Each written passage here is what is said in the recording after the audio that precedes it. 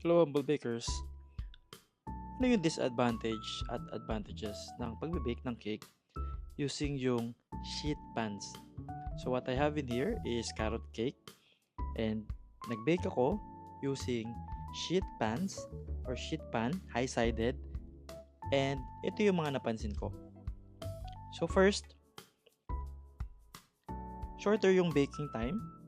So this one, binake ko to ng 22 to 24 minutes versus if gagamit ako ng round cake pans na approximately 5 or 6 inches, aabutin ako ng 30 to 35 minutes. Second, less yung baking pans. Since ito, isa lang yung kailangan ko versus 2 na round 6 inches baking pans or 7 pieces bento cake pans. Third, more moist. Since mas shorter yung baking time or baking period, mas moist yung cake. Fourth,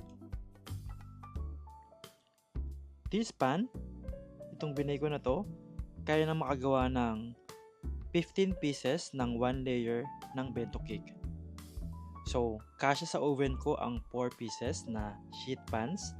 So, kaya ko makagawa ng 15 times 4, that's 60 pieces, 1 layer ng bento cake. Or 30 pieces na bento cakes with 2 layers. Since nasa 1 inch yung thickness nito, faster yung cooling down. Like, after ko mabake, nirest ko lang sa room temperature ng 10 minutes. Then, kinover ko na with cling wrap. And nilagay ko sa freezer ng approximately 15 to 20 minutes. Malamig na. And pwede ko na agad assemblein. So, for the disadvantages naman, kailangan yung oven mo flat at level.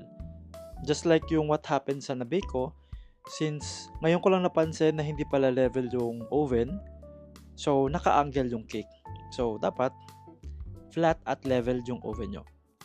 Second, there will be scrap cakes. So, at first, ay isip mo na sayang yung mga gilid-gilid or tabas-tabas. Pero what you can do is isama yun sa costing. Or, gawan nyo ng something na new product. And ang napansin ko, if gagamit kayo nito, iba talaga yung texture ng cake. Mas moist. Since mas faster yung baking time. Unlike kapag binibake mo siya using yung mga cake pans na round na naluluto na yung gilid and yung bottom part and top part niya while hinahabol mo na maluto yung sa gitna niya. So yun lang. Sana meron kayong natutunan for today. Salamat!